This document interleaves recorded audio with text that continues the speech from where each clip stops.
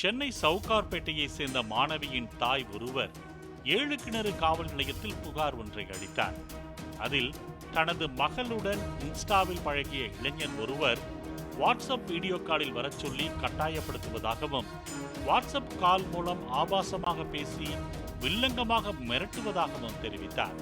அவர் கொடுத்த குறிப்பிட்ட வாட்ஸ்அப் எண் ஆன்லைனில் இல்லாததால் லொகேஷன் கண்டறிவதில் சிக்கல் ஏற்பட்டது.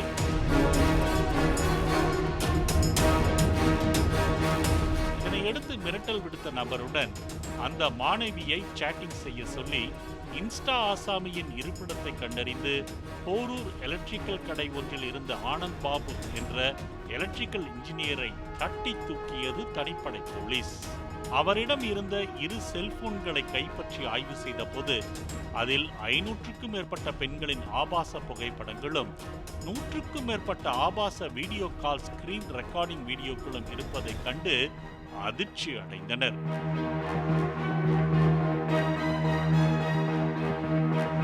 சிதம்பரம் அடுத்த புவனகிரி பூவாலை கிராமத்தை சேர்ந்த ஆனந்த் பாபு தனது சகோதரருடன் சேர்ந்து எலக்ட்ரிக்கல் கடை நடத்தி வருகிறார்.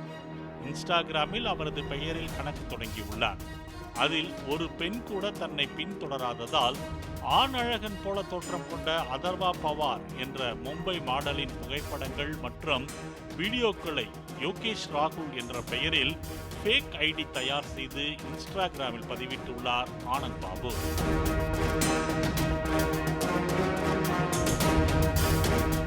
அது ஃபேக் ஐடி என்று தெரியாமல் ஆனந்த் பாபு சொன்ன ஒற்றை ஹாய்க்கு அவரிடம் நெருக்கமாக சேட்டிங் செய்து செல்போன் நம்பரை பகிர்ந்து வாட்ஸ்அப் வீடியோ காலில் ஆடை இல்லாமல் காட்சி தரும் அளவுக்கு சில பெண்கள் மயங்கி கிடந்துள்ளனர்.